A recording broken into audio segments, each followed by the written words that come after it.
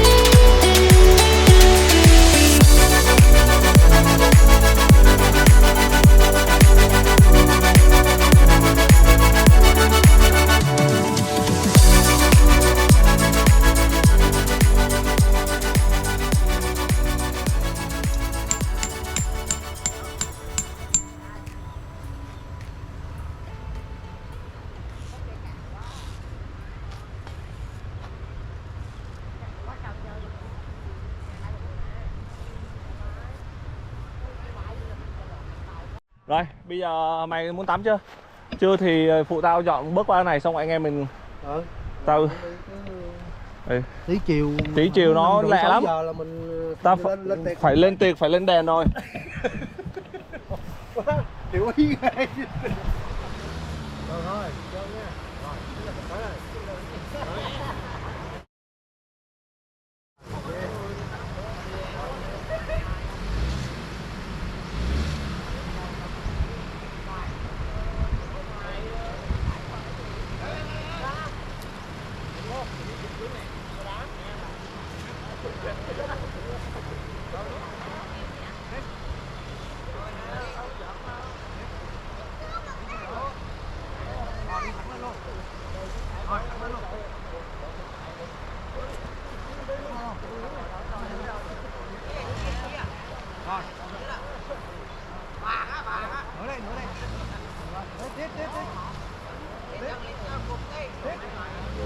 Thôi,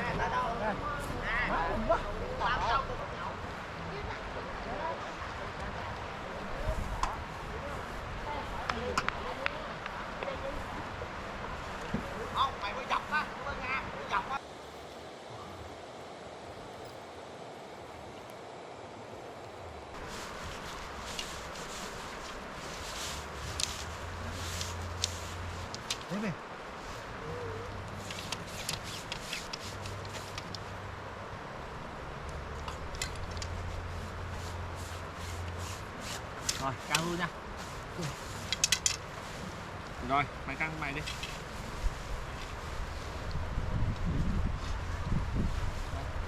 Mày căng cái kia đi. Để tao vào giữa tao cột. nhét cái đầu đi vô phải. Bố nhét cái đầu đi vô con.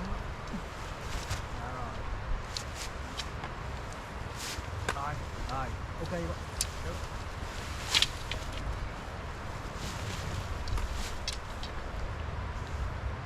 Rồi.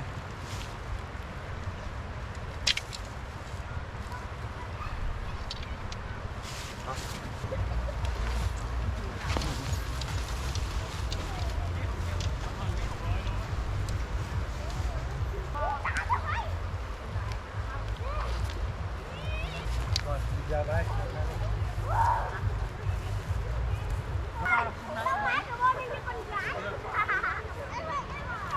Không được. Johnny đẩy sát vào. Luôn hả? Ừ. Dạ.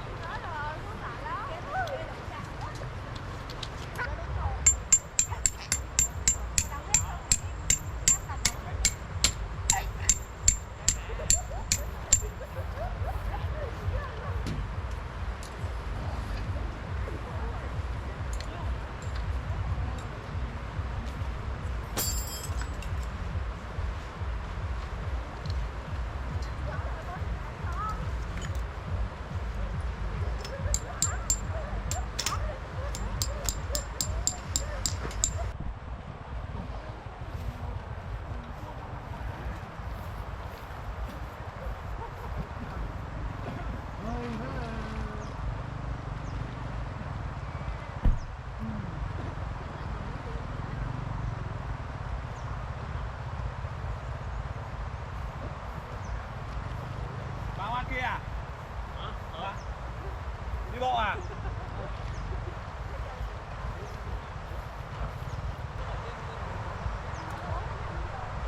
50 phút nữa ba đi, đừng đi bộ nữa. Chạy không kịp đâu, không qua được đâu.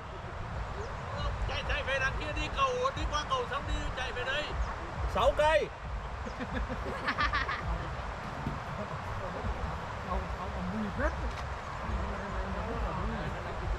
Ông bảo ông nhớ cái này vì nó nhớ nhắc ông đến Hà Giang.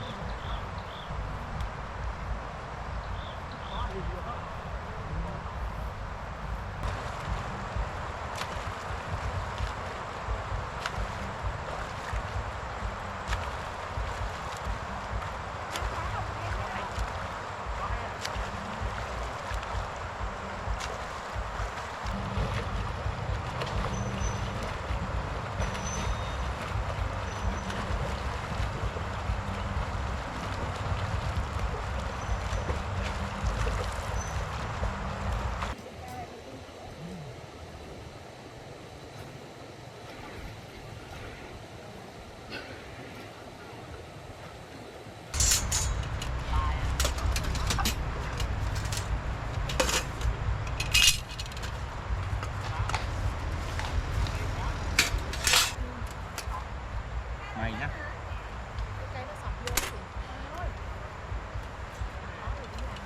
Rồi cái cây có làm sao không? Cái cây thì bị gãy. Cây mất lấy.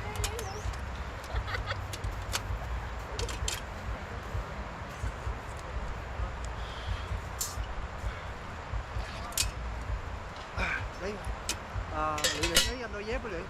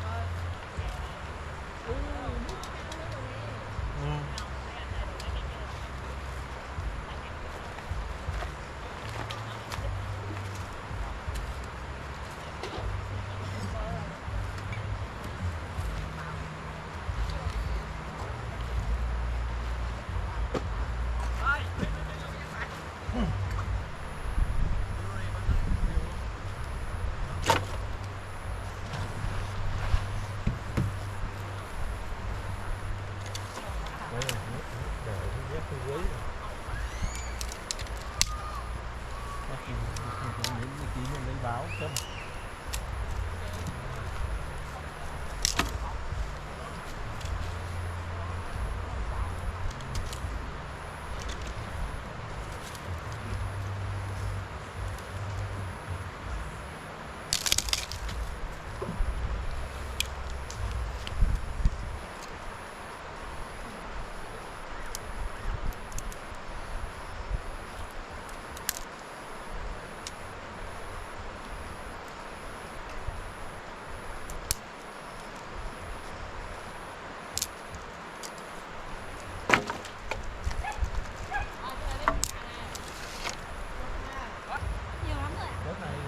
Đợt này đốt là cũng khá đây.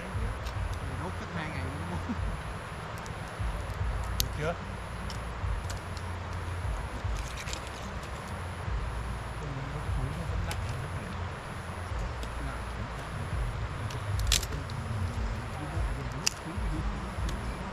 Nó không có ấy nhưng mà không có nổi luôn.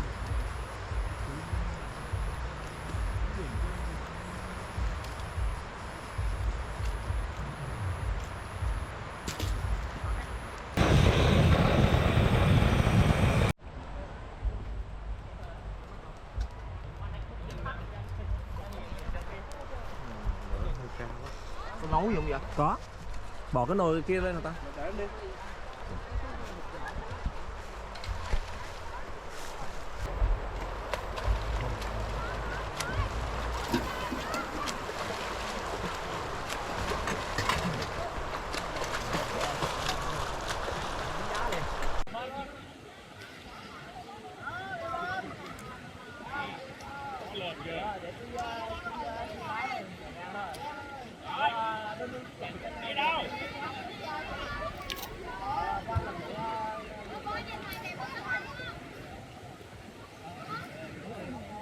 Nhảy đi. Vâng.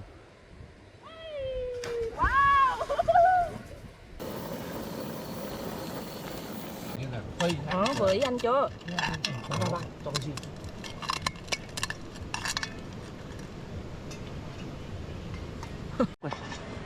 Chấm miếng nhỏ mắm thôi. Cái này để nó quý nó bốc miếng nhỏ thôi. còn nhiều lắm bố. Trời ơi. Rồi làm vô bia, đây, làm vô bia, đây. làm bia.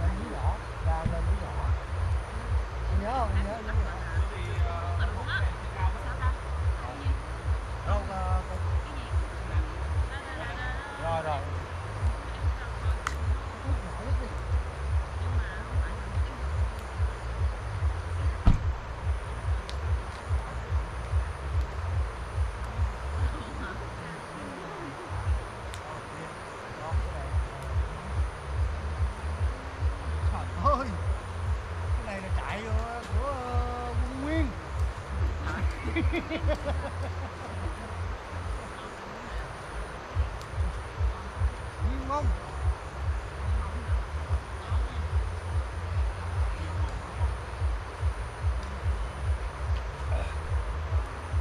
Ngoài đó mày tính cho cái đèn nào nó phù hợp cùng cái màu đèn á, vàng nắng hay vàng gì thế này, vàng này được không? Được không? Đó, tao thấy nó áp xuống. Ngoài đây mình chơi cho một cái đèn nào đó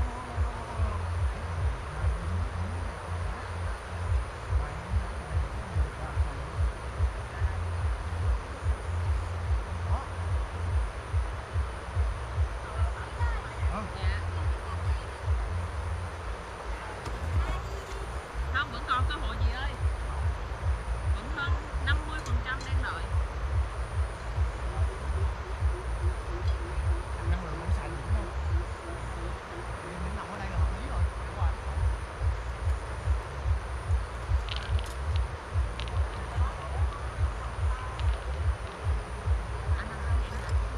Được, em phải lấy cái này nè. Đây, em lấy cái này là Đây cái làm rồi. đeo qua tay. Có cái tay Có cái dây đèn này là không xài được nữa không hả? Không xài được thì tao có cái idea này nè, gom lại là một cái chùm. Mày gom lại để tạo đâu đi, nếu như tí tao có thời gian mà tao có cái sợi dây. Ý là gom lại một chùm cũng để cái đèn.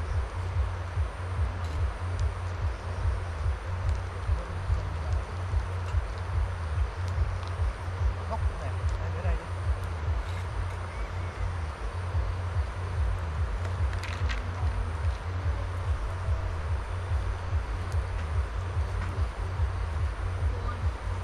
Thấy nó dài giống anh đấy. Đó.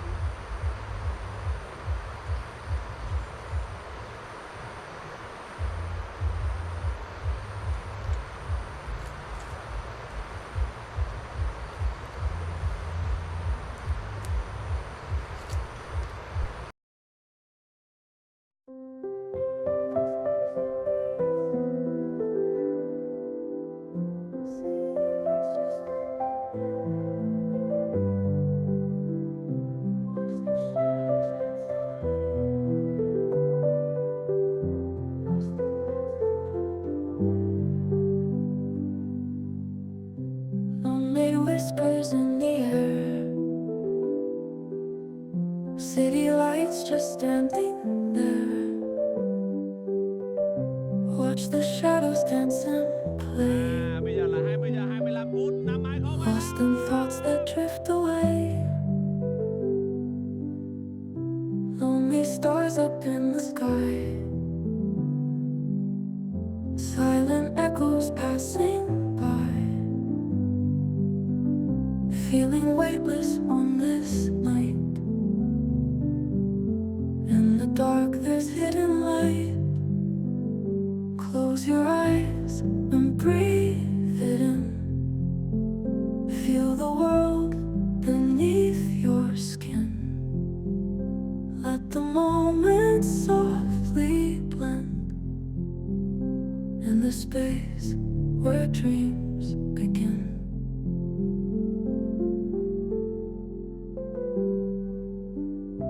Winding roads and empty streets. Heartbeat slow with every beat. Melancholy tints the scene, fading out like a dream.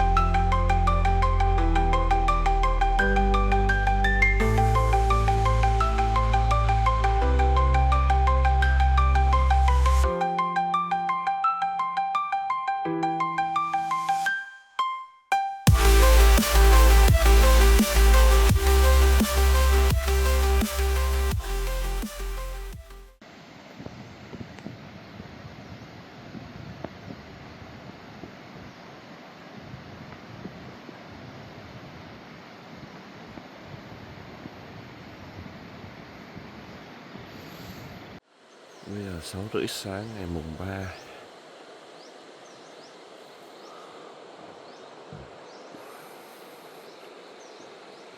Năm Ất Tỵ. Hôm qua không hề có giọt mưa nào.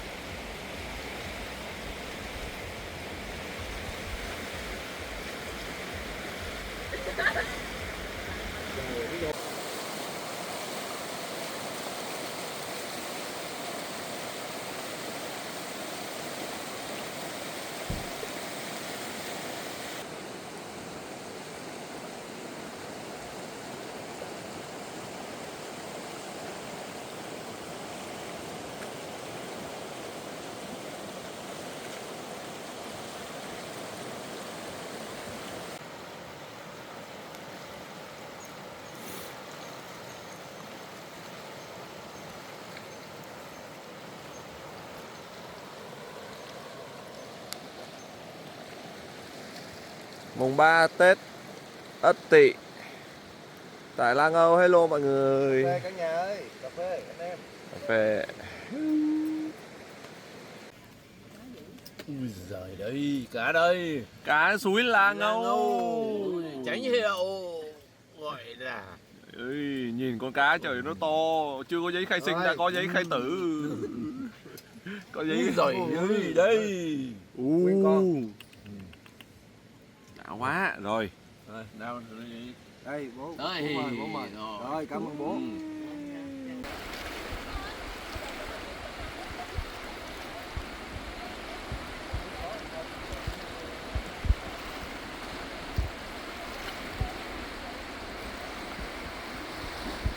Bây giờ là 11 giờ, nước đã bắt đầu rút rồi. Thì mình có thể đi qua bên kia rồi.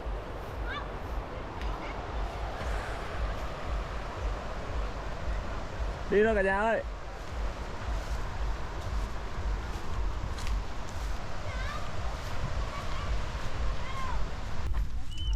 Hello.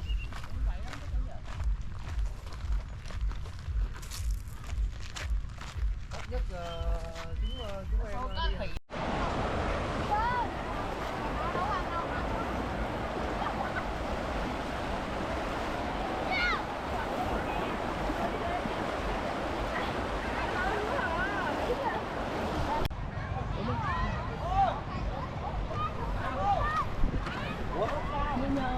Được không vậy?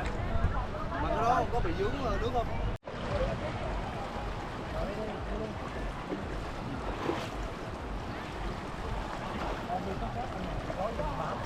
Rồi, để đi. Chỗ này có mấy cái cục đá nó cũng hơi to to tí. Rồi. Rồi đi trước hả? Em đi trước đi. Em đi trước đi chú. Rồi, nắm tay em. Từ. Rồi. Rồi con lại nhiều mẹ đi. Con lại nhiều mẹ đi. Rồi. Rồi con lại nhiều mẹ đi. Không được. Rồi đi lên thôi luôn. Con Sam lại đỡ nắm tay đỡ mẹ đi. Em được rồi. À được thì được.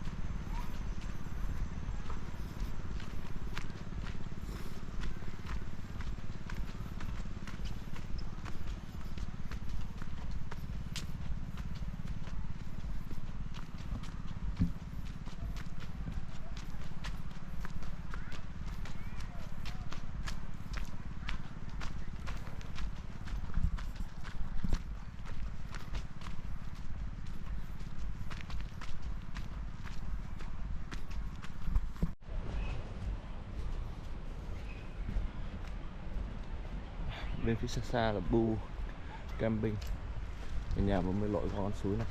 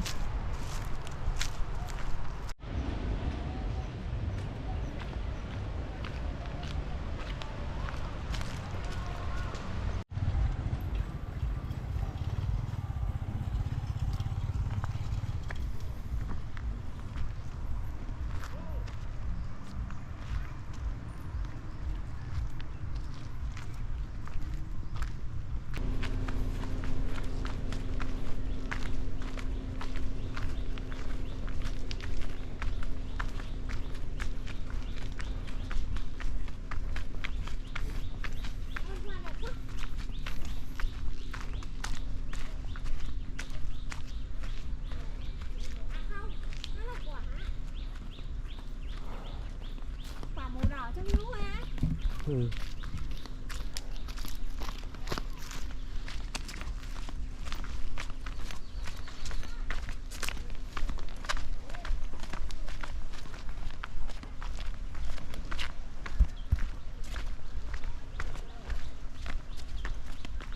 Hello, đây mình đang quay ngang cho nên là mọi người sẽ khó hình dung đây con dốc nó như thế này. Quay ngang sẽ không thấy dốc đâu hết. Dốc nó đây.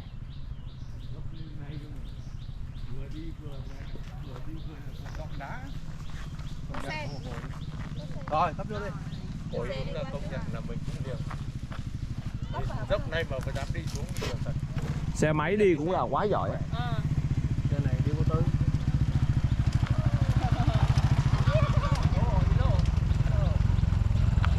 Happy New Year. Happy New Year. Rồi, hết bụi luôn. Phê lắm. Nè, hôm bữa là mình sợ cái này nè, mình đánh lái vào trong nên ra là hôm nay là họ cũng đổ bê tông rồi đó.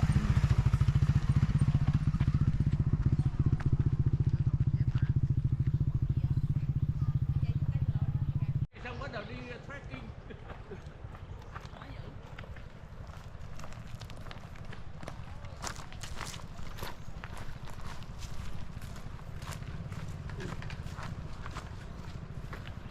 Chỗ này nó bây giờ là như này.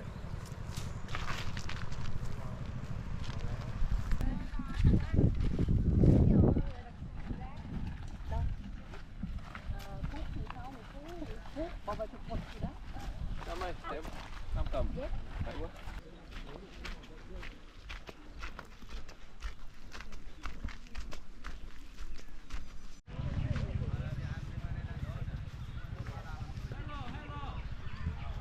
Hello. Chúc mừng năm mới.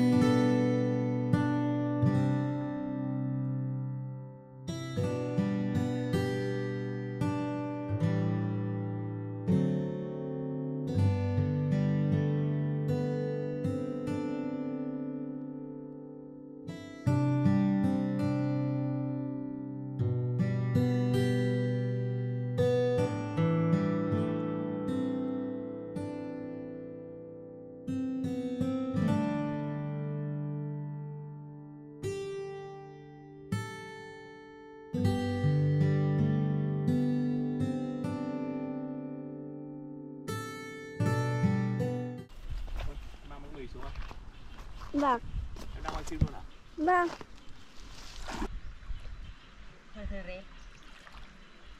Ê, nhảy cơ mà. Wow. Qua đã. Các bạn thêm vào ơi. Đã quá. Tí nữa kêu mọi người nhảy xuống đó. Ôi cá dưới. Cá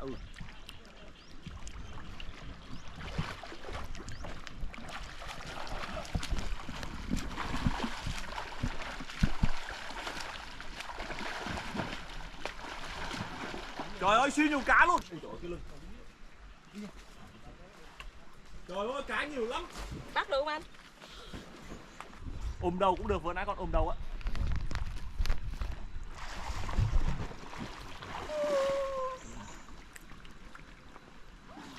Một vé về tuổi thơ. Nhảy 1, 2. Hello. Hơi lạnh. Ôi, bơi tí là ấm á. Chắc đồ mày. Vàng có vàng á.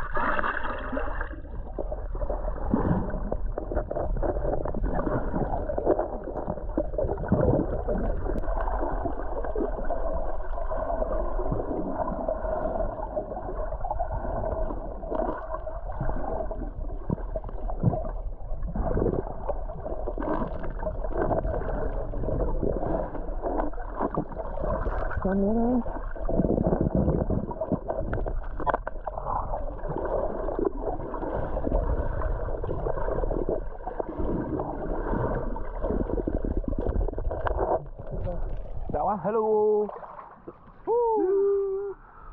Xui là ngâu mùng 3 Tết Ất Tị. Tuyệt vời. Trời, một cái bãi cát.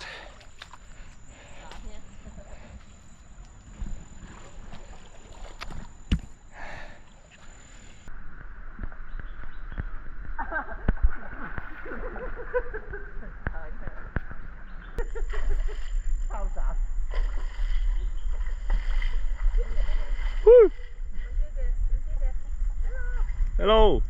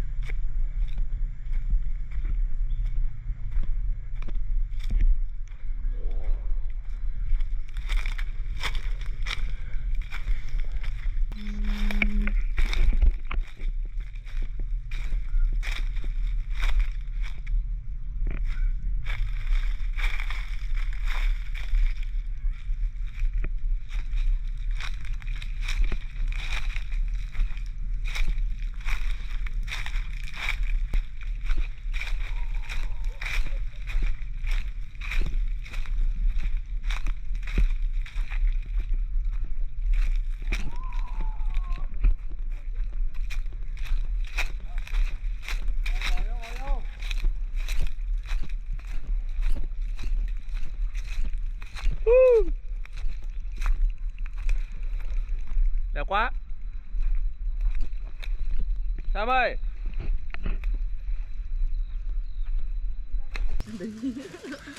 Đó sẽ làm ổ bự lửa một. Mời cả nhà. Dạ.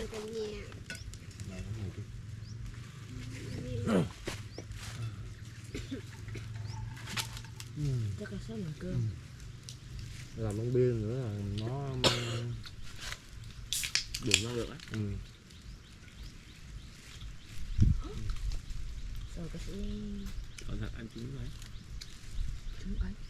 À vậy.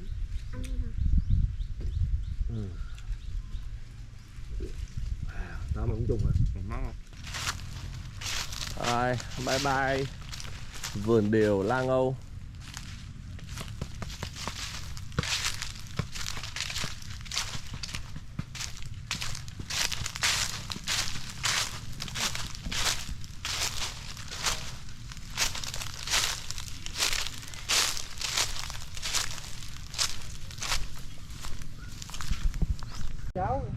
Có cái chòm kỳ vậy? Mấy con bò này khôn vãi.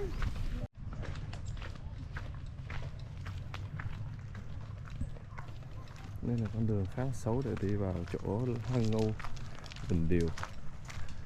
Đây là lối vào. Sau lưng là Lang Âu Bình Điều. Đi vào thì cũng tương đối là ổn, tuy nhiên là đi ra là có một con dốc khá là khó chịu. Nếu là xe gầm thấp thì chắc là khó rồi, xe gầm cao một cầu thì cũng vất vả đấy. Còn xe bánh tải hai cầu thì thấy mọi người vẫn chạy vào đó khá là nhiều để cắm trại qua đêm. Đây là bên kia của khu mình cắm trại.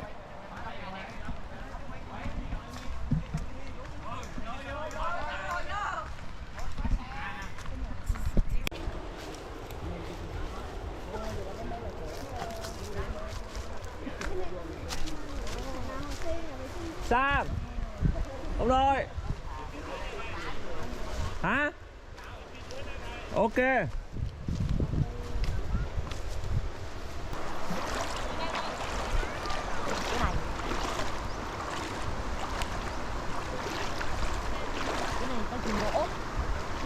Này đúng là trèo đèo lội suối ha.